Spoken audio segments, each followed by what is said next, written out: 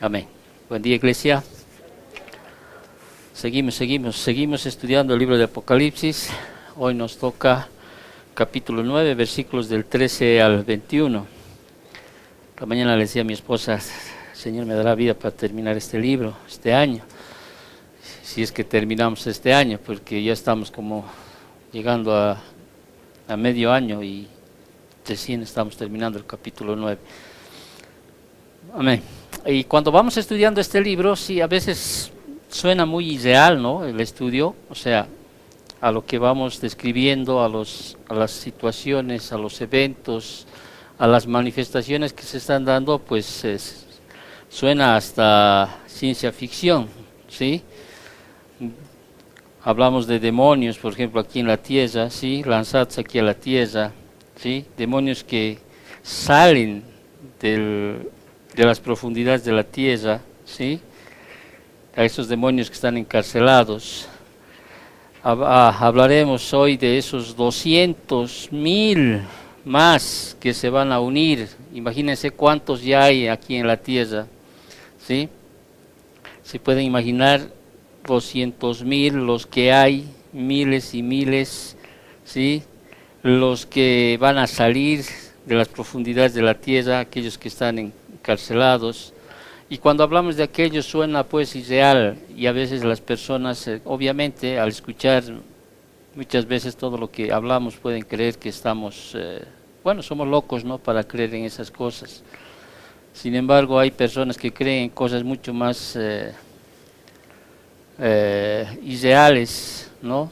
Personas que creen más en Harry Potter o personas que creen más en ovnis, platillos voladores, extraterrestres. Y siempre es la pregunta del montón, ¿no? Y existe, no existe. Yo siempre he dicho, para empezar, primeramente, Jesús nos lo hubiera dicho, ¿sí?, en algún pasaje de sus escrituras. Y si lo hubiera, pues no me extrañaría, ¿sí?, que el enemigo pueda manipular aún, porque también tiene mucho poder para hacer muchas cosas, y a veces menospreciamos lo sobrenatural que pueden manifestar también aquellos. Sin embargo, nosotros estamos hablando lo que es la palabra del Señor, lo que dice el Señor, y pues nosotros creemos en lo que la palabra dice. Hemos decidido creer en la verdad, ¿sí? Entonces Dios no es hombre para que mienta, ni hombre para que se arrepienta, dice, ¿no es cierto? Si Él dice que existe un cielo y un infierno, es porque lo hay, y nosotros creemos aquello. Cuando uno ve la humanidad, o sea, a nivel general, la humanidad se encuentra en dos esferas espirituales, ¿no es cierto?, opuestas cada una, entre una y la otra, ¿sí?, buscando siempre conformarse a una de ellas. Hay dos esferas, ¿sí?, en el mundo, ¿sí?, porque uno puede pertenecer o puede ser parte de la potestad de las tinieblas o ser del reino de su amado Hijo, ¿no es cierto? O eres hijo de Dios, dice la Biblia, o eres hijo del diablo. No hay un término intermedio entre ambos. Es como dice, ¿no?, Paul Washer, donde dice hay dos religiones simplemente. Aquella que es la salvación por obras, ¿no?, donde están inmersos todas las religiones, ¿sí?, y aquella que es por gracia. Entonces, cada persona, o sea, la humanidad está dividida siempre en dos, ¿sí? O sea, en las potestades, otros pertenecen a la potestad de las tinieblas y nosotros pertenecemos al reino de la luz, ¿sí? Ahora, Colosenses 1:13 dice, el cual nos ha librado de la potestad de las tinieblas y trasladado al reino de su amado Hijo. Entonces, al entregarse a una esfera u otra, los seres humanos se convierten en compañeros de Dios o compañeros de Satanás, compañeros de los santos ángeles o compañeros de los demonios, compañeros de los santos o compañeros de los pecadores. Y esto es una realidad y cada uno debe tomar una decisión a qué bando quiere pertenecer o a qué esfera quiere pertenecer. ¿Y saben qué se pone en juego el escoger?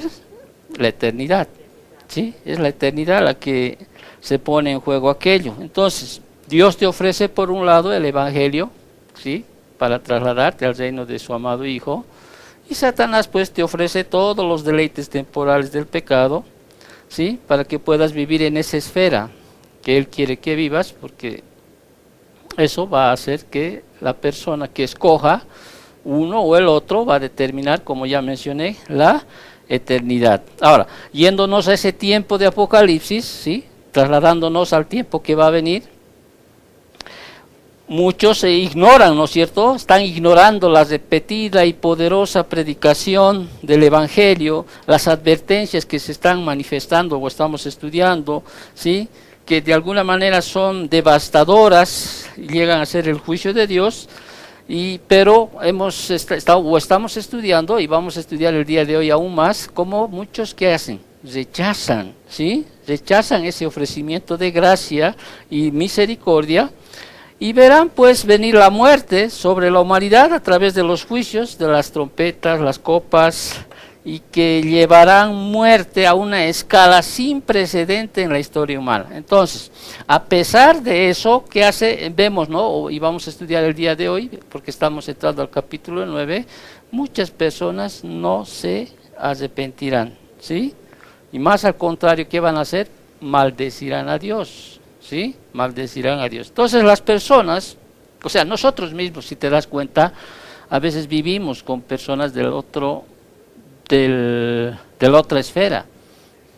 Y muchas de las esposas, por ejemplo, a veces duermen con miembros de la otra esfera. Y usted sabe, ¿sí? No hay comunión, dice la Biblia, ¿no es cierto? No hay comunión entre Cristo y Belial, o sea, no hay. Por eso es que se insiste tanto cuando se va a ir al matrimonio, ¿sí? Que tengan que casarse con aquellos que son de la misma fe, porque de lo contrario van a haber problemas. Y los va a haber, ¿por qué? Porque uno es de otro lado y el otro es del otro lado, son polos opuestos, diferentes. Entonces, si aún así, dice, cuando uno va a la carta a los Corintios, dentro del matrimonio, aún así, a veces cuando las personas son de la misma esfera, ¿sí? Es incluso, no es fácil el matrimonio. Imagínate en relación a cuando las dos esferas se chocan allá, ¿no es cierto? O sea, y nosotros hemos decidido pertenecer a esa esfera del reino de la luz, ¿sí? Y ahí dice, vosotros sois, dice, linaje escogido, ¿no? Real sacerdocio, nación santa, en el sentido, o sea, es una nación separada, ¿no es cierto?, para Dios y para los propósitos de Dios. Entonces, como hemos estado analizando hasta hace antes de los anteriores, capítulos, sí, anteriores, estos juicios se van a revelar de forma secuencial, ¿no es cierto?, en 3 series. Hemos visto los sellos, ¿no es cierto?, y hemos visto que en el 7º sello vienen los 7 juicios de las trompetas, después vienen las trompetas, y hemos visto, vamos a ver de que de la 7ª trompeta vienen los 7 juicios de las copas, y más adelante vamos a ver las copas. La anterior semana habíamos visto ya la 5ª trompeta, ¿no? El primer ahí ya pasó, dice, ¿no es cierto? Y hemos estudiado la primera, capítulo 9, versículos del 1 al 12, y al toque de la 6ª trompeta, dice, anuncia otro y más severo ataque demoníaco sobre la humanidad pecadora. Entonces, vámonos directamente al libro de Apocalipsis, capítulo 9. Hoy vamos a acabar el versículo 13 hasta el versículo 21, porque la siguiente semana entramos a ese interludio que se llama, o a ese paréntesis que siempre hay, ¿se acuerdan? ¿No? Vamos a entrar a aquello. Pero sin embargo, hoy vamos a acabar, hoy vamos a estudiar el segundo ay, ¿sí? El segundo ay, o vale decir la 6ª trompeta. Y vamos a leer para ver qué es lo que vamos a estudiar en esta mañana. Versículo 13 dice, el 6º ángel tocó la trompeta y oí una voz de entre los 4 cuernos del altar de oro que estaba delante de Dios, diciendo, el 6º ángel que tenía la trompeta, desata los 4 ángeles que están atados junto al gran río Éufrates. Y fueron desatados los 4 ángeles que estaban preparados para la hora, día, mes y año, a fin de matar a la tercera parte de los hombres, y su número de los ejércitos de los jinetes era 200 millones, y oí su número. Así vi en visión los caballos y a sus jinetes, los cuales tenían corazas de fuego, de zafiro y de azufre, y las cabezas de los caballos eran como cabezas de leones, y de su boca salían fuego, humo y azufre. Por estas 3 plagas fueron muerta la tercera parte de los hombres, por el fuego, el humo y el azufre que salían de su boca. Pues el poder de los caballos estaba en su boca y en sus colas, porque sus colas, semejantes a serpientes, tenían cabezas y con ellas dañaban. Y los otros hombres que no fueron muertos en esta plaga, ni aun así se arrepintieron de las obras de sus manos, ni dejaron de adorar a los demonios y a las imágenes de oro, de plata, de bronce, de piedra y de madera, los cuales no pueden ver, ni oír, ni andar. Y no se arrepintieron de sus fornicaciones, ni de sus hechicerías, ni de su fornicación, ni de sus hurtos. ¿Sí? Amén. Entonces, este ataque, sí, a diferencia del anterior, que trae muerte, ¿no? Se muestra en 3 etapas. Te acordarás que en el 5º sello, ¿sí? Pareciera que la muerte entró en vacaciones, para que tú me entiendas, ¿no? No es que entró en vacaciones, ¿no? ¿Por qué? Porque no podían morir, ¿no sé? Aunque buscaban la muerte, los moradores de la tierra no podían morir. Pero sin embargo, en la 6ª trompeta, ¿sí? La muerte viene, ¿sí? Como una muerte sedienta de matar a quienes, a los moradores de la tierra. Recuerda, los moradores de la tierra son aquellos que no son redimidos. Sí, entonces para estudiar este capítulo 9 del versículo 13 al 21, vamos a estudiarlo en 3 etapas. La primera es la liberación de los demonios, versículos del 13 al 14, el regreso de la muerte, versículos 15 al 19, y la reacción de desafío, versículos del 20 al 21. Estamos hablando del capítulo 9, ¿sí? Vámonos entonces a la primera etapa que vamos a estudiarlo, la liberación de los demonios, ¿sí? Digo de los demonios porque vamos a identificar que estos son demonios, ¿sí? Porque hay un gran debate sobre estos, porque hay muchos que los toman que son personas o seres humanos, ejércitos de hombres, pero vamos a ver nosotros a través del estudio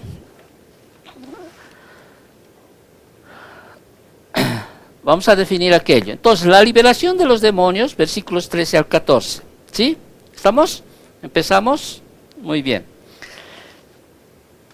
El 6º ángel tocó la trompeta, dice, y oí una voz de entre los 4 cuernos del altar de oro que está delante de Dios, diciendo al 6º ángel que tenía la trompeta, desata a los 4 ángeles que están atados junto al gran río Éufrates.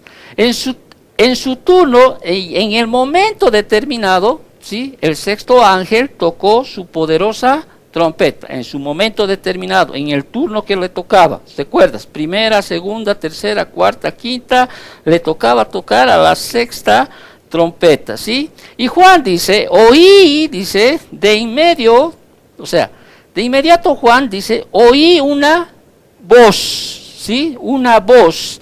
Y subraya que oyó única y solitaria voz en el texto griego, ¿sí? No dice oí voces, no, oí una voz. Ahora, cuando hablamos de esta voz, aquí no identifica la voz, ¿no?, del quien lo dice, pero es posible que sea la del Cordero de nuestro Señor Jesucristo. ¿Por qué? ¿Por qué es posible que sea de nuestro Señor Jesucristo o del Cordero?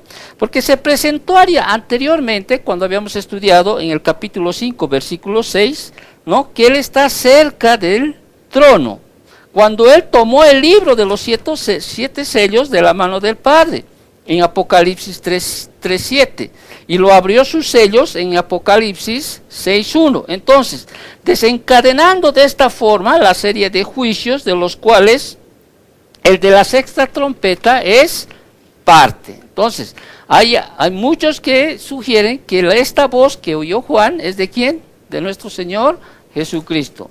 Sin embargo, también pudiera ser la voz de aquel ángel a quien Juan había visto cerca del altar de oro del incienso, que está en Apocalipsis 8:3, porque ahí dice, otro ángel vino entonces y se paró ante el altar, recuerda, ante el altar, con un incensario de oro, y se le dio mucho incienso para añadirlo a las oraciones de todos los santos sobre el altar de oro que estaba delante del trono. Entonces, puede ser que esa voz, porque vuelvo a repetir, no se identifica en el versículo realmente de cuál es. Entonces, algunos sugieren o determinan que es de nuestro Señor Jesucristo, el Cordero que está ahí delante del altar, ¿no? O ese otro ángel que el Juan oyó. Entonces, aunque no sea posible identificar el origen de la voz, su ubicación sí, ¿no es cierto? Porque su ubicación nos dice que vino de entre los 4 cuernos. ¿Cuáles son esos cuernos? Son esas pequeñas protuberancias en cada esquina del altar de oro que estaba delante de Dios. Ahora, si tú quieres saber un poco más del modelo el original, puedes ver Éxodo capítulo 30, versículos del 1 al 10. Ok, entonces, Juan ya había visto ese altar en contraparte celestial del altar de incienso del Antiguo Testamento. Entonces, este altar era un lugar donde se quemaba, ¿qué cosa? El incienso, ¿no es cierto? Simbolizando que, a veces quiero que me responda, pero yo me voy a responder, ¿no? Simbolizando las oraciones del pueblo, ¿sí? Por misericordia subiendo a Dios. Lo que hay que notar aquí, que ese altar que era representación de la misericordia de Dios, ¿ya? Se vuelve ahora en ese altar de juicio, ¿sí? De juicio. Entonces, en la visión, o sea, en la visión que Juan ve, ¿no? Del altar de oro, se convirtió, repito, de esa intercesión imprecatoria que se mostró en Apocalipsis 6, cuando los santos mártires rogaban de allí por la venganza y misericordia de Dios para sus asesinos. ¿Se acuerdan en el capítulo 6? ¿Hasta cuándo, Señor? ¿Hasta cuándo? ¿No es cierto? Da a entender que en este capítulo 9 ya se da lugar a esa petición, ¿no es cierto? A esa intercesión imprecatoria se llama, ¿no es cierto? Porque es un salmo que expresa un deseo o súplica a Dios para que se haga caer su juicio, ¿no? Entonces, en el capítulo 9 se da lugar, podríamos decir así, a esas oraciones que hacían los santos. Entonces, de modo, repito, que ese altar asociado con la misericordia, ¿sí? Se vuelve, podríamos decir así, ya no en ese altar de misericordia, sino en ese altar de juicio. Entonces, esa voz de modo explícito que ordena, leemos el versículo 13, dice, y el sexto ángel tocó la trompeta y oí una voz de entre los 4 cuernos del altar de oro que estaba delante de Dios, versículo 14, diciendo, ¿sí? Diciendo al sexto ángel que tenía la trompeta, y ahí está la orden, ¿sí? La voz dice que tenía la trompeta, desata ¿a quiénes? A los 4 ángeles que están atados junto al gran río Éufrates, ¿sí? A los 4 ángeles que están atados, ¿en qué lugar?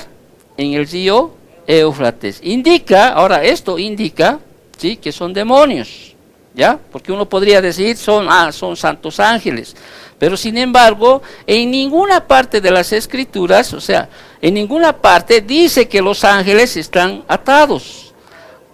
Como los santos ángeles siempre cumplen perfectamente la voluntad de Dios, o sea, no hay necesidad de que Él los refrene para que hagan lo contrario a su voluntad. O sea, no hay en ninguna parte de las escrituras que los ángeles buenos, ¿sí?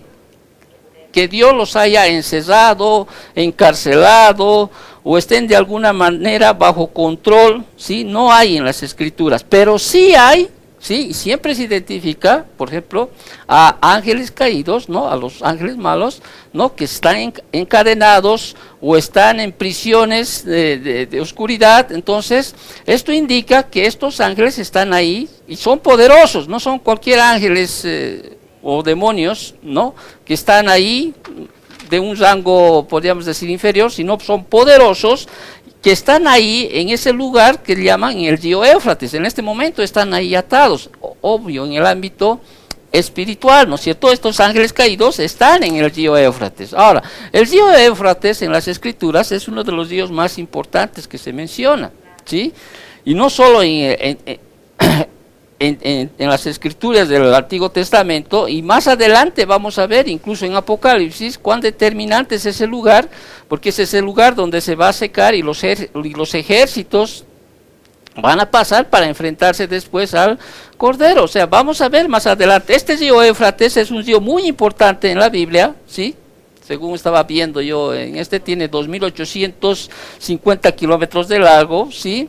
Fluye del Edén, ¿no? Es el río más importante que se menciona en la Biblia, el lugar donde estaban aprisionados, ¿quiénes? Estos 4 ángeles, ¿sí?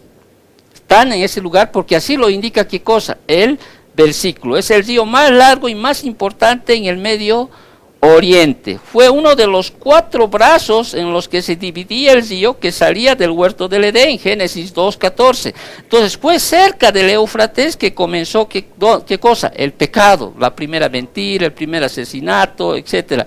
El Éufrates entonces era la frontera este de la tierra prometida, Génesis 15:18. Entonces la región cercana a Éufrates fue la ubicación central de las 3 potencias que oprimieron al pueblo de Israel. ¿Cuáles son estas 3 potencias que oprimieron al pueblo de Israel? Asiria, Babilonia y Medo-Persia. Entonces, este río, vale mencionarlo, es un río bastante importante dentro de lo que va a ser más adelante cuando estudiemos en Apocalipsis capítulo 17 y capítulo 18, pero te voy a dar una pauta. En Apocalipsis capítulo 16 versículos 12, fíjate cómo menciona aquí, cuando el 6º ángel, cuando lleguemos a las copas, dice, el 6º ángel derramó su copa sobre el gran río Éufrates y el agua de este se secó. ¿Para qué? Para que estuviese preparado el camino de los reyes del Oriente. Y vi salir de la boca del dragón y de la boca de la bestia y de la boca del falso profeta 3 espíritus inmundos a manera de ¿qué cosa? De ranas. Pues son espíritus de demonios que hacen señales y van a los reyes de la tierra en todo el mundo para reunirles a la batalla de aquel día del Dios Todopoderoso. He aquí, dice, yo vengo pronto como ladrón, bienaventurado el que vela y guarda sus ropas para que no ande desnudo y vean su vergüenza. Y los reunió en el lugar que en hebreo se llama Armagedón. Más adelante vamos a estudiar sobre esto, pero te das cuenta cómo es que el río Éufrates, ¿sí? Conlleva una importancia en relación a lo que estamos estudiando. Y al estudiar el capítulo 17 y 18 también de Apocalipsis, descubriremos que en toda esta sección tiene que ver con Babilonia, que también está ubicada en las cercanías del río Éufrates. O sea, tiene que ver aquello. Muy bien. Entonces, estos 4 ángeles forman un grupo específico, ¿sí? No se revela su identidad de estos, o sea, no se revela quiénes son, o sea, o qué nombre tienen, ¿sí? ¿Sí? No se revela su identidad precisa, pero pudiera ser, ¿no? Ser los demonios que controlan las 4 más grandes imperios del mundo. O sea, recuerdas,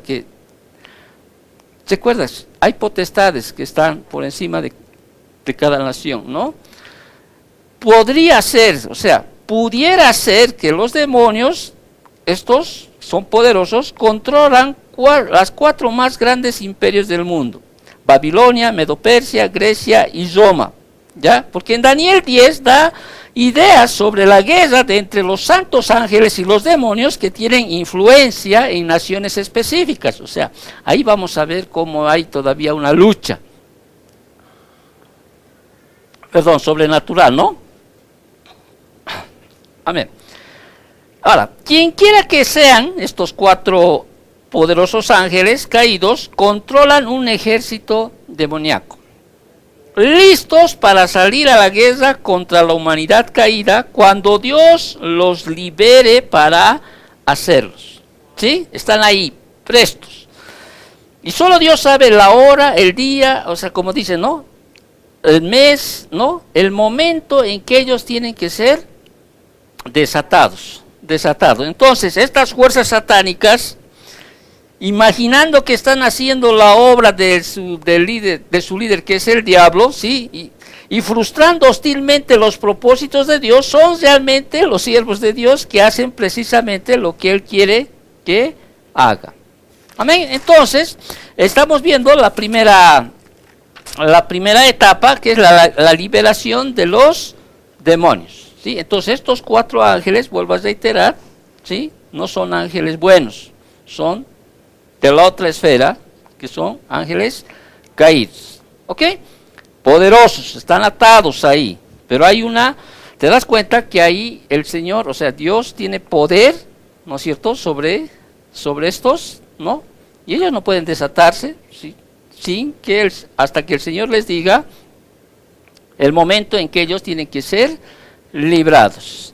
Muy bien, el versículo 15 al 19, volvemos a Apocalipsis, el versículo 15 al 19, vemos el regreso de la muerte. ¿Por qué decimos el regreso de la muerte? Porque te acordarás, en la 5ª trompeta, ¿sí?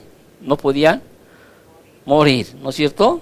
No podían morir. Entonces la muerte, que se había tomado un tiempo, o sea, unas vacaciones bajo la 5ª trompeta, Apocalipsis 9, 5 al 6, ahora vuelve sediento ¿de qué? De matar, ¿sí? De matar. Amén. Versículo 15 dice, y fueron desatados, ¿quiénes? Los 4 ángeles que estaban preparados para la hora, día, mes y año. Fíjate, hora. ¿Te das cuenta la hora específica? ¿Sí? O sea, aquí determina, o sea, el tiempo exacto, o sea, que solo conoce ¿quién? Dios. ¿Sí? Así que nadie puede venir aquí y decir o dar una idea de algún tiempo, ¿sí? Y aquí habla, o sea, de que va a suceder en un día específico, en la hora específica, en el mes específico, ¿no? Y solo Dios es el que sabe cuándo va a ser. ¿Cuál es el propósito, sí? Estamos entendiendo que solo Dios sabe, ¿no? El día, la hora, el mes. O sea, cuando escuches tú a alguien hablar o alguien mencionar de que te da un año o un X, un año, mes, hora, día, por favor no hagas caso, ¿sí? Porque la palabra es bien clara. Mateo 24:36 dice, pero el día y la hora nadie sabe, ni aun los ángeles de los cielos, sino solo mi Padre. Entonces, en el momento preciso, el soberano Dios se desatará a estos 4 demonios de alto rango para ponerlos a usar en su continuado juicio sobre el mundo. Ahora, ¿cuál es el propósito de desatar a estos líderes demoníacos y sus huestes? Y ahí vemos en el versículo, ¿qué cosa era? Matar a la tercera parte de los hombres. Te acordarás ya que en anteriores eventos, ¿sí? Ya un 25% de la humanidad ya había muerto, ¿sí? Ahora, de esos 75%, ¿sí? Va a morir un otro 25%, y vale decir que hasta este momento, cuando se cumpla esto, la mitad de la población, o sea, la mitad de la población del mundo va a morir. O sea, 50% hasta este momento, sin contar algunos que han muerto por diferentes eventos. ¿Te das cuenta? La mitad. O sea, el juicio del 4º sello, te acordarás, mató ya un cuarto de los pobladores de la tierra en Apocalipsis 6:8. Y esta otra tercera parte hace que el número de víctimas mortales de solo estos 2 juicios ascienda a más de la mitad de la población de la tierra antes de, o sea, antes de la tribulación, o sea, no incluye a los que perecieron en otros juicios de los sellos y las trompetas. Entonces, aquí hace énfasis de la tercera parte. Siempre hemos escuchado, ¿no es cierto?, la tercera parte, la tercera parte, la tercera parte, y eso muestra que son juicios divinos controlados y precisos y no simples desastres naturales. O sea, el Señor va a tener control específico, ¿no?, de cada evento que va a suceder. Entonces, la terrible matanza desestabilizará, imagínense, completamente la sociedad humana. ¿Te puedes imaginar que la mitad de la humanidad muera? ¿Sí? Y estamos hablando de un lapso, ¿no es cierto?, de 7 años. Imagínate cómo va a ser ubicar a esos muertos, imagínate cómo va a ser ese olor nauseabundo que va a haber, ¿no? Enterrar en las tumbas. ¿Te das cuenta? O sea, a veces uno no dimensiona, o sea, la magnitud de las cosas que van a suceder, o sea, que van a suceder. ¿Cómo van a infringir, cómo van a matar estos demonios, ¿no? ¿Cómo van a infringir a la muerte? Y ahí nos dice en el versículo, ¿no es cierto?, en el versículo 18, adelantándome un poquito, estas 3 plagas fue muerta la tercera parte de los hombres por el fuego, el humo y el azufre que salían de su boca. Entonces, la matanza de millones de personas requerirá una inimaginable y poderosa fuerza. ¿Ok? Juan, en el versículo 16, informa que el número de los ejércitos de los jinetes era asombrosamente ¿de cuánto? ¿Están viendo su Biblia? ¿De cuánto? 200 millones. ¿Te das cuenta ese número? A ver, Bolivia tiene, según el último censo, ¿no?, el anterior, bueno, estamos bordeando de los 10 millones de habitantes, todo Bolivia, en este momento. En este censo que hubo este año fue, ¿sí? No sabemos cuánto subió, pero más o menos se calculaba de 10 millones. ¿Te das cuenta tú que la relación entre 10 millones a 200 millones, ¿sí? 200 millones, aparte de aquellos que han sido sueltos, que hemos estudiado la anterior semana, ¿no es cierto?, que han salido de las profundidades, ¿no?, de las prisiones, y de aquellos que están en las potestades. ¿Tú te imaginas esa esfera demoníaca que va a haber en este planeta Tierra? Ay, están creyendo mucho. ¿Pareciera ciencia ficción o no?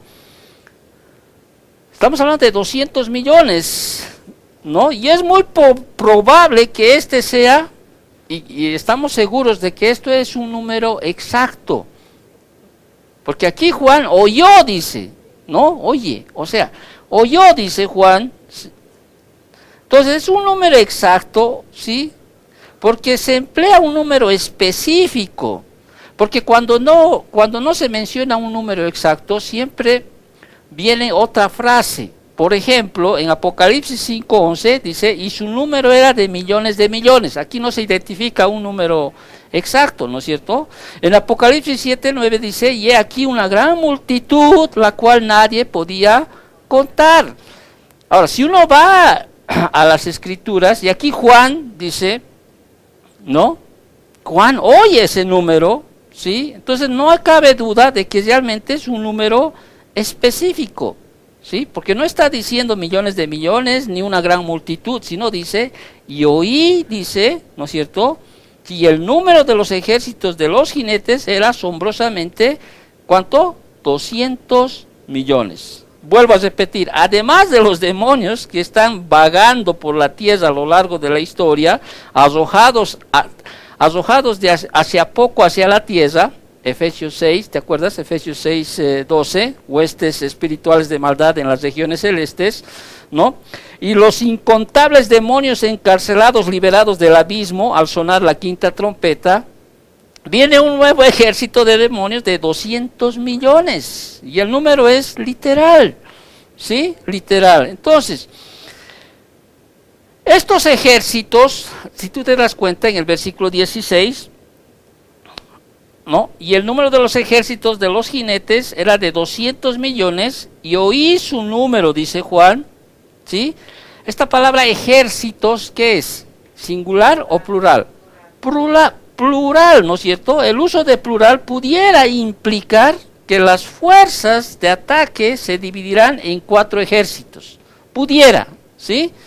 Pudiera indicar que las fuerzas de ataque se dividirán en 4 ejércitos, cada uno dirigido por uno de los demonios anteriormente desatados. Ahora, algunos han sugerido, sí, ahí viene que este es un ejército humano que se menciona, por ejemplo, en Apocalipsis 16. Vámonos a Apocalipsis 16, de lo que ya hemos leído, 16, 12, 14, ¿no es cierto? Dice, y el sexto ángel derramó su copa sobre el gran río Éufrates, y el agua de este se secó para que estuviese preparado el camino de los reyes del oriente, y vi salir de la boca del dragón y de la boca de la bestia y de la boca del falso profeta 3 espíritus inmundos a manera de ranas, pues son espíritus de demonios que hacen señal y van a los reyes de la tierra en todo el mundo para reunirlos, ¿a quiénes? A la batalla de aquel gran día del Dios Todopoderoso. Muchos dicen, ¿sí?, que este ejército es un ejército humano. Ahora, ¿no?, que va a conducir, dice, a los reyes del oriente, indicando que este número de ejército, o sea, habrá ahorita un ejército, o sea, ahorita, estoy hablando, 2024, estamos en 2024, mes de mayo, ¿sí? ¿Habrá un ejército hasta este momento con ese número de soldados, 200 millones? No dicen, no. Hay, ¿sí? Hasta los años 70 se decía que la China comunista sí tenía 200 millones de soldados, ¿sí? Imagínate cuánto es la población de China.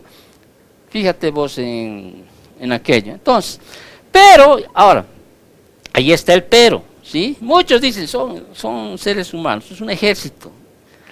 Oye, yo me ponía a imaginar cuando hacía esto y decía, a ver, si todo Bolivia, los 10 millones, contando niños, jóvenes, si fuéramos un ejército, ¿ya? Son 10, mira, comparado con 200, es irrisorio la cantidad. ¿Tú te imaginas sostener a un grupo de humanos, ¿sí?, yendo a una batalla? Ahora, para ir a una batalla no se va pues sin agua, sin comida, sin armamento, sin infraestructura, sin qué sé yo, ¿no es cierto o no? Tú te das cuenta, ¿sí?, cómo podrías tú llevar a 200 millones de personas, de seres humanos, a una batalla. Es algo que no se puede creer, o sea, pero no se hace. Ahora, cuando hemos leído este versículo, capítulo 16, versículo 12, ¿sí?, aquí no se hace referencia otros dicen que es ese grupo, ¿sí? Pero nosotros vamos aquí a decir que no es así. ¿Por qué? Porque no se hace referencia al tamaño del ejército comandado por esos reyes del oriente. No se menciona la palabra, ¿sí?, 200,000, ¿sí? No se menciona, uno. Además de eso, ¿no?, ese ejército llega a escena durante el juicio de la sexta copa. No tiene lugar durante la séptima copa, o sea, no la sexta. Estamos hablando de una otra plaga. ¿Me están entendiendo o yo nomás me estoy entendiendo? ¿Sí? Ahora, quien pudiera realmente haber en ese tiempo un ejército permanente de 200 millones, la imposibilidad de tomar posiciones, suministros y de trasladar a tan gigantesca fuerza humana por todo el globo, también es un elemento contra la posibilidad de que sea un ejército humano, ¿sí? Y el lenguaje figurado que usa Juan, que se emplea para describir a los caballos de este ejército, sugiere que es una fuerza sobrenatural, no humana, como lo sugiere también el hecho de que están dirigidos por ¿quiénes? Por 4 demonios recién desatados. Yo he estado escuchando a muchos comentaristas o predicadores, ¿sí? Y ellos no se hacen problema en lo que yo estoy diciendo, ¿sí? Y ellos hacen ver de que son ejércitos y que Juan está viendo, ¿no? Cuando hacen la descripción de aquellos de tanques, ¿no? Que es un ejército humano, que son tanques con armamento avanzado de ese tiempo, ¿no? Pero yo me imagino, a ver, yo me pongo a pensar, Juan en ese tiempo que está recibiendo la revelación, ¿sí? Está recibiendo, si fuera así, si yo dijera, es un ejército de seres humanos, ¿sí? Que en el futuro va a haber, yo no me imagino el material bélico que va a haber en ese tiempo. No me imagino. Ahora, ver eso Juan, ¿sí? En ese tiempo, mostrarle a uno de ese tiempo un tanque nomás. ¿Cómo podría describirlo? ¿Cómo podría describir un tanque? Así, un tanque que nosotros conocemos. ¿Acaso Juan vio, tenía alguna idea de lo que es el armamento, un revólver, una ametralladora, todas esas cosas? No, ¿no es cierto? Ahora, el lenguaje figurado, o sea, que emplea para describir a los caballos de este ejército, sugiere que es una fuerza, vuelvo a repetir, sobrenatural, no humana. Como lo sugiere también el hecho de que está dirigido por 4 demonios recién desatados. Pero vámonos al fin, ¿sí? Sea o no sea un ejército humano. ¿Cuál es el fin? Matar, destruir, ¿sí o no? A veces queremos ir y queremos hacer más énfasis en qué serán, ¿sí? Y nos perdemos un poco en el fin. El fin aquí es matar, o sea, antes de describir, ahora Juan, antes de describir los caballos, ¿qué hace? ¿No? Él observa a quiénes, a los jinetes, ¿sí? A los jinetes, o sea, a los jinetes. O sea, antes de describir a los caballos, los reales agentes de destrucción, Juan describe brevemente a los jinetes. Y observó que estos jinetes, versículo 17, del capítulo 9, ¿me están siguiendo? ¿Sí? Así vi, dice en visión, ¿quiénes?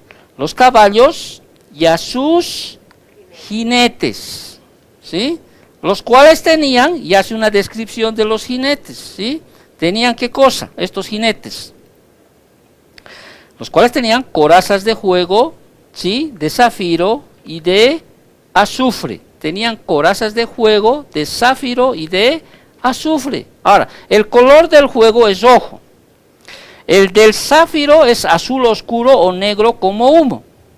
El del azufre es amarillento sulfuroso, describiendo la roca que al encenderse produce llamas y un gas sofocante. Ahora, ¿qué significa esto? Me dirás tú. Estos son los colores y rasgos del mismo infierno. Si tú lees Apocalipsis capítulo 14, versículo 10, al final del versículo dice, y será atormentado con fuego y azufre. 19:20 de Apocalipsis dice, y estos dos fueron lanzados vivos dentro de un lago de fuego que arde con azufre. Está hablando del falso profeta y el anticristo.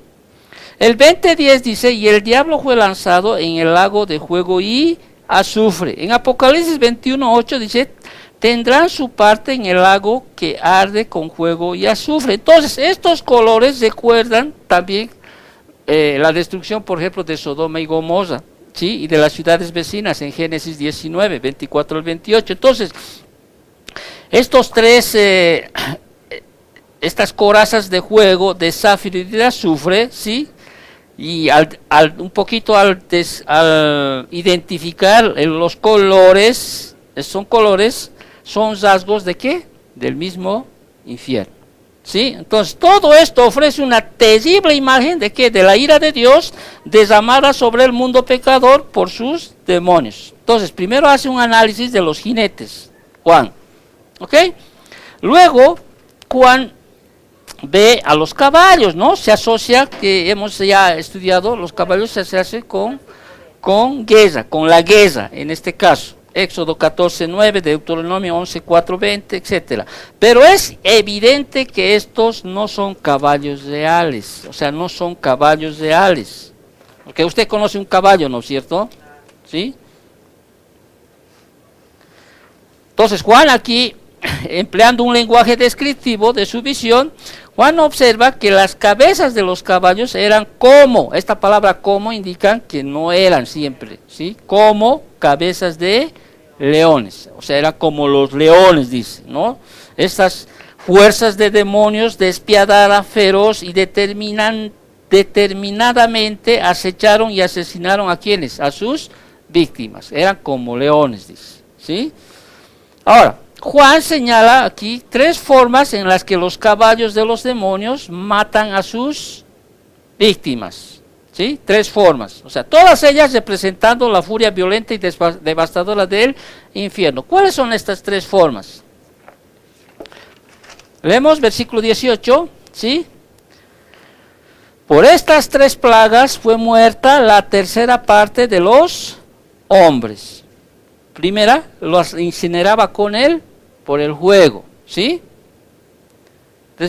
También una segunda forma era por el humo y una tercera por el azufre que salían de su boca, dice, ¿no? De estos seres, ¿no? De estos seres. Entonces Juan ve que la devastadora consecuencia de este ataque mortal de los demonios iba a ser la muerte de la tercera parte de los hombres por el fuego, el humo y el azufre que salían de su boca.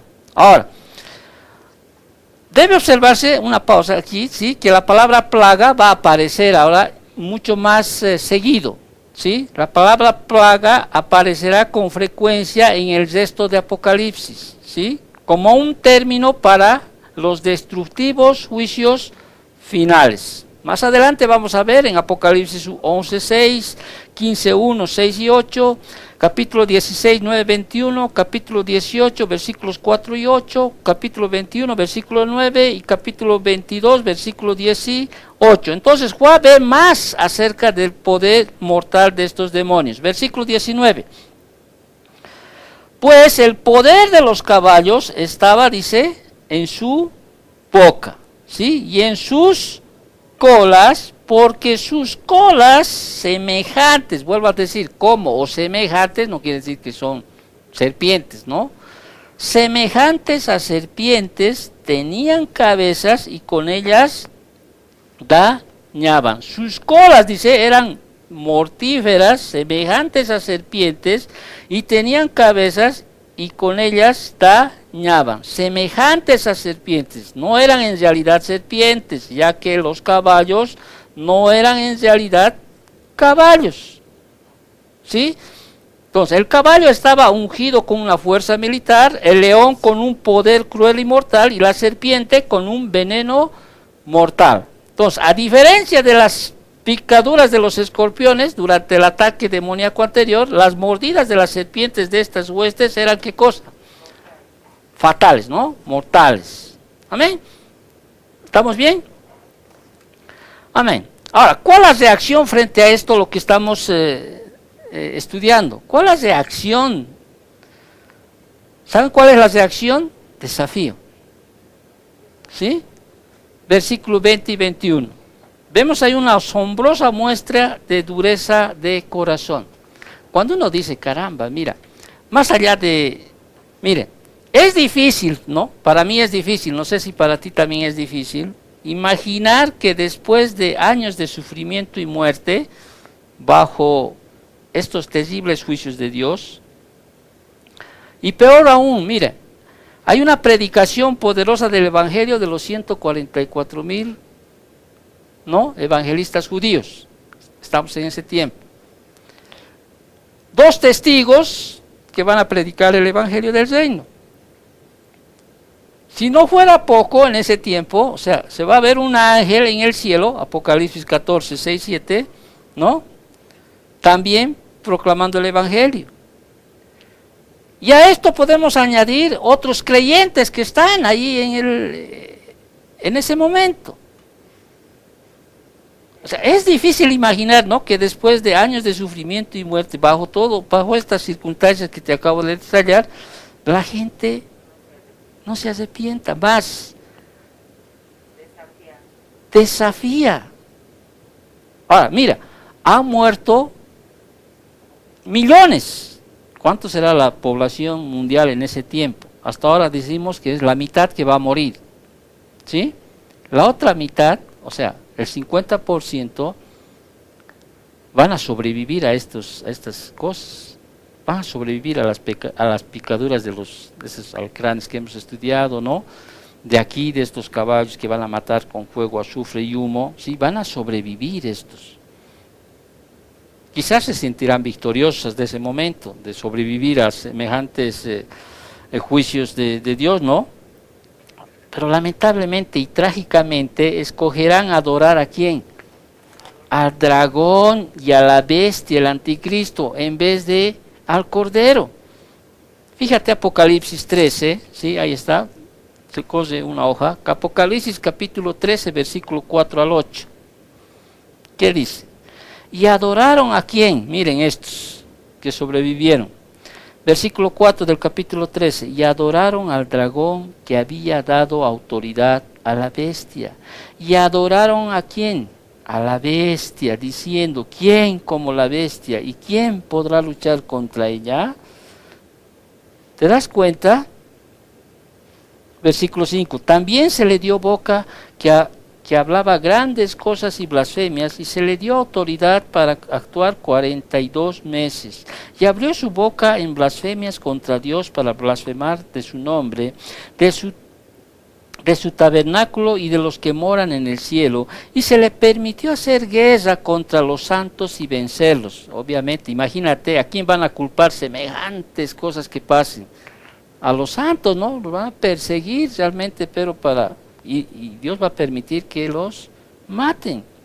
También se le dio autoridad sobre toda tribu, pueblo, lengua y nación, y la adoraron todos los moradores de la tierra, cuyos nombres no están escritos en el libro de la vida del Cordero, que fue inmolado desde el principio del mundo. Trágicamente escogerán adorar al dragón y a la bestia en vez de el Cordero. ¿Seguimos? ¿No? Entonces, concluyendo su narración de esta asombrosa visión que hace Juan relaciona 5 pecados representativos del desafío de los que no quieren arrepentirse. ¿Sí? Juan relaciona 5 pecados representativos del desafío de los que no quieren arrepentirse. Primero, no se arrepintieron, dice, vamos al capítulo 9, versículo 20, dice, y los otros hombres, dice, que no fueron muertos con estas plagas, ni aún así se arrepintieron de las obras de sus manos, ni dejaron de adorar a los demonios, ni a las imágenes de oro, de plata, de bronce, de piedra y de madera, los cuales no pueden ver, ni oír, ni andar. ¿Te acuerdas del Salmo 115? ¿Sí? Nuestro Dios está en los cielos, dice el Salmo 15, versículo 3. Nuestro Dios está en los cielos, todo lo que quiso ha hecho. Los ídolos de ellos son plata y oro, obra de manos de hombres. Tienen boca, mas no hablan. Tienen ojos, mas no ven. Orejas tienen, mas no oyen. Tienen narices, mas no huelen. Manos tienen, mas no palpan. Tienen pies, mas no andan. No hablan con su garganta. Y el versículo 8 dice, semejantes a ellos son los que los hacen, y cualquiera que confía en ellos. Obviamente, si tienen ídolos, o sea, otros dioses que no sean nuestro Dios, son semejantes a ellos. Entonces, fíjate, estos hombres que no fueron muertos con estas plagas, ¿sí? No se arrepintieron, más bien desafiaron, ¿sí? No se arrepintieron de sus obras, de sus manos. Y bueno, y desde la caída del hombre, o sea, el hombre siempre ha practicado ¿qué cosa? La idolatría, ¿te acuerdas? ¿No? Estamos estudiando el libro de Deuteronomio. ¿Cuál era la consecuencia de ser un idólatra? De lo que hemos estudiado, por ejemplo, ¿qué capítulo estamos? 17, ¿no? Deuteronomio, ¿no? La muerte, ¿sí? La muerte. Pero hoy en día, sí. Bueno, siempre ha habido esa inclinación del hombre a inclinación, ¿no?, del hombre hacia la idolatría, ¿sí? Entonces, adorando las obras de sus manos, dice, ¿no?, se emplea esta frase a lo largo de las Escrituras para referirse a ¿quiénes? A los ídolos. Ahora, en los tiempos antiguos, ¿no?, incluso en algunas culturas actuales y en nuestro tiempo, o sea, las personas siempre adoran ¿a qué? A imágenes, ¿sí? Ya sea hechas de oro, de plata, de bronce, de piedra, de madera, ¿sí? Como dice aquí, hemos visto, no, las cuales no pueden ni ver, ni oír, ni andar, ¿sí? No, siempre el Señor denunció la inclinación de los hombres hacia la idolatría, ¿no es cierto? ¿Sí? Pero ahora, ¿no?, para adorar a cualquier imagen o falsa deidad es en realidad, ¿qué dice la Biblia? Adorar a los demonios. ¿Ya? Tras de un ídolo nada es, dice la Biblia, ¿no? Un ídolo nada es. Lo que hay detrás del ídolo, ¿sí?, son demonios. El Salmo 96:5 dice, todos los dioses de los pueblos son demonios. Primera de Corintios 10:20, Pablo declara, ¿no?, lo que los gentiles sacrifican, dice, a los demonios lo sacrifican. Ahora, a veces nosotros menospreciamos, un ídolo nada es, dice, ¿no es cierto? Menospreciamos a veces, o sea, los mismos creyentes. Pero no nos damos cuenta que ellos están adorando, ¿sí?, a lo que está detrás de ese ídolo, que viene a ser un demonio.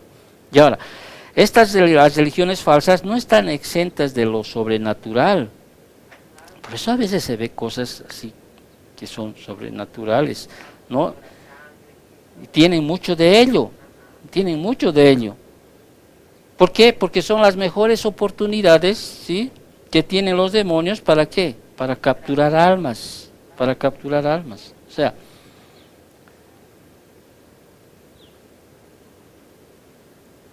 hoy en día, sí, en la historia humana, sí, la idolatría está, pero pues a niveles ya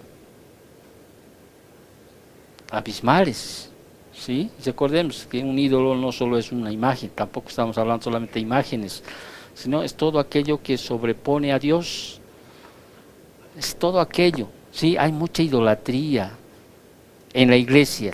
Estoy hablando hablaré de la iglesia, ya no de afuera, porque al final de afuera todos están inclinados a la idolatría, ¿no? Dentro de la iglesia hay mucha idolatría, sí, hay misticismo, especialmente con aquellos predicadores de la prosperidad, ¿sí?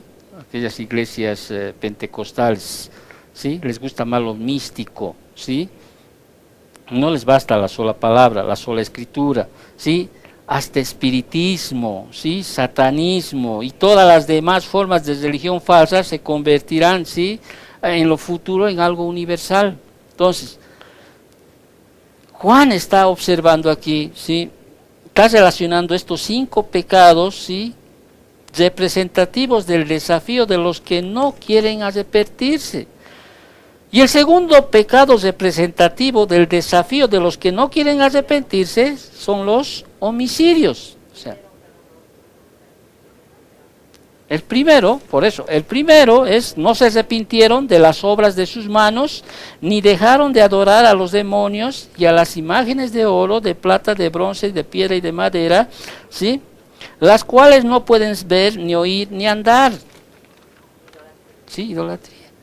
Ahora, puede haber, quizá hay personas que dicen, yo no creo, no siempre los que, no, yo no creo en las vírgenes, ni en los santos, ni en nada, pero para ellos su casa, obra de sus manos, sí, a veces su casa llega a ser un ídolo. Pero siempre está en la boca del hombre, ¿no? Es mi casa, sí, esta es mi casa, esto es lo que es mi casa, ¿no? O sea, sí, su ídolo es su casa.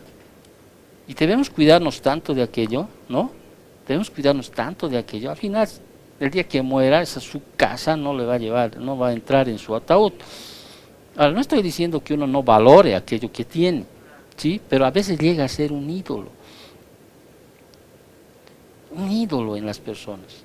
Cualquier cosa hecha con sus manos puede llegar a ser un ídolo, ¿sí? A veces su trabajo, ¿sí? Su trabajo, claro, el intelecto va a hacer que desarrolle un trabajo, ¿sí? Puede llegar a ser un ídolo. No quieren sobreponer la autoridad de Dios sobre sus vidas. Por eso hay que tener mucho cuidado los mismos creyentes, por favor, tengan mucho cuidado, ¿sí?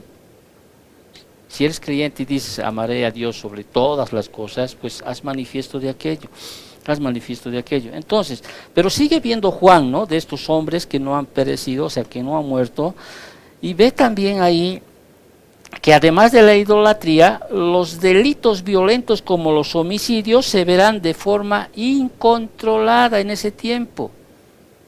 Recuerda, ya no está quién, el Espíritu Santo que refrena, ¿no es cierto? Sí, ya no está. Los creyentes en Dios, en el Dios verdadero, serán ¿quiénes? Sus blancos principales, vengándose de ellos por los desastres que Dios les ha lanzado. Entonces los homicidios, ¿no? Van a ser tal, y uno dice, ¿y por qué va a haber tanto homicidio en ese tiempo? Imagínate tú el caos que va a estar el mundo, o sea, el planeta Tierra en ese momento, ¿sí? ¿Te acuerdas solo cuando hablamos de los sellos, ¿sí? La hambruna que va a haber, ¿sí? No va a haber comida aquí, no va a haber para comprar, ¿no? ¿Te acuerdas de aquello, no? El inicio de la tribulación. Cuando uno ve escenas, por ejemplo, en Cuba, bueno, no sé si, ¿no? Ve cómo a veces, o en películas donde no hay alimento, cómo se llegan a matar entre ellos por tener un manojo de comida. Y aún en este tiempo vemos homicidios, uno ve informativo y todo es, no, feminicidas, no, parricidios, o sea, hay de todo. Y en ese tiempo donde el Espíritu Santo no va a estar refrenando, o sea, y es más, se va a desatar, miren, los demonios que va a haber ahí, ¿sí? ¿Qué hacen? Nosotros los cristianos no podemos tener demonios. No puede un cristiano, o sea, un cristiano no puede contener un demonio. Entendemos, ¿no? Mayor es el que está en nosotros que el que está en el mundo, ¿sí? Somos templo del Espíritu Santo. Dios no va a compartir un lugar con un demonio. Cuando vemos los evangelios, vemos a las personas, ¿no es cierto?, endemoniadas o no, ¿sí? Haciendo una y otra cosa, arrojándose al fuego, al agua, ¿sí? Fuertes, o sea, imagínate, me está captando la idea cuántos demonios van a estar sueltos y cuánto va a ser el homicidio que va a haber en esos tiempos. ¿Ya? O sea, va a ser terrible, ¿sí? Y Juan describe un tercer pecado de estos hombres que no se arrepintieron. Ya estamos acabando. Hechicerías, dice. Un trágico tiempo de hechicerías. Ahora, cuando hablamos de hechicerías en las Escrituras, ¿sí? Tenemos que irnos un poquito a la palabra griega, ¿sí? Parmacón. Ya es una palabra, que podemos decir en español de ¿qué? De farmacia o farmacéutico, es una palabra griega de la cual derivan las palabras españolas farmacia o farmacéutico. Farmacón, entonces, aún se cree que las drogas causan un estado religioso superior de comunión con deidades. Cuando hablamos de fármacos, estamos hablando de drogas. Y muchas veces las drogas inducen, ¿sí?, en el ámbito espiritual o ayudan a inducirse en el ámbito espiritual. Entonces el fármaco también puede referirse en cuanto a venenos, amuletos, encantos, sesiones espiritistas, brujerías, encantaciones, hechizos, contactos con mediums o cualquier objeto ligado a la idolatría pagana para producir lujuria o para seducir. Cuando uno ve escenas de, por ejemplo, a veces vemos Estados Unidos, ¿no?, como un lugar donde sueño americano, ¿no? Y no sé si tú ves en algunas noticias o en algunos en Face y todo, ¿no?, calles donde la drogadicción es terrible, ¿sí? Ahora, imagina tú en ese tiempo, las personas se van a hundir hasta el fondo en cuanto a las drogas, ¿no?, a las hechicerías. Ahora, no son malas las medicinas, ¿no? De hecho nosotros tomamos. Pero hay medicinas que inducen, ¿sí? Que inducen a ciertas inclinaciones que el hombre tiene, ¿sí? Y una de ellas, por ejemplo, tiene que ver con la fornicación, que viene a ser el cuarto pecado, del cual los no regenerados rechazarán alejarse de ¿qué? De la fornicación. La fornicación, la palabra fornicación del griego porneia, ¿no? Es la raíz de la palabra española pornografía. Es un término general que describe el pecado sexual de cualquier tipo, ya sea fornicación, adulterio, violaciones, homosexualidad, ¿no? En este tiempo entonces se verán perversiones sexuales indescriptibles sin freno alguno. En estos tiempos. De estos hombres que no murieron, ¿sí? ¿Cómo desafían, no? Frente a todo lo que está pasando, porque por eso lo hemos hablado. La reacción, hemos hablado, ¿no? ¿Sí? La reacción de desafío que tienen ellos. En vez de arrepentirse, más bien desafían. Y por último, Juan termina, ¿no? Con un último, ¿sí? Último pecado, las personas no querrán arrepentirse de sus hurtos, ¿sí? Y al igual que la moralidad, no habrá pues honradez, ya que las personas competirán por el aumento de la escasez de la comida, ropa, agua, abrigo y medicinas. Hurtos por aquí, por allá. Entonces, bajo la influencia de las grandes fuerzas demoníacas, el mundo descenderá al pantano de la religión falsa, del asesinato, de la perversión sexual y del delito de una forma sin paralelo en la historia humana. Es algo muy serio de lo cual tenemos que nosotros ver. Es algo muy serio entender que el Señor vendrá un día. ¿Para qué vendrá un día el Señor? Termino leyendo este versículo. Judas capítulo 15. ¿Para qué vendrá? Un día el Señor vendrá, dice. Versículo 15. ¿Para qué? Para hacer, Judas 15 dice, para hacer juicio contra todos, dice. Y dejar convictos a todos los impíos de todas sus obras impías que han hecho impíamente, y de todas las cosas duras que los pecadores impíos han hablado contra él. Entonces, a la luz de este juicio venidero, ¿cuál es la responsabilidad de los creyentes? Proclamar el Evangelio. ¿Para qué? Como dice Judas 23, para arrebatarlos del fuego. Amén. Si tú eres creyente, o sea, no debes temer a estas cosas que están sucediendo, porque no hay condenación para los que están en Cristo Jesús.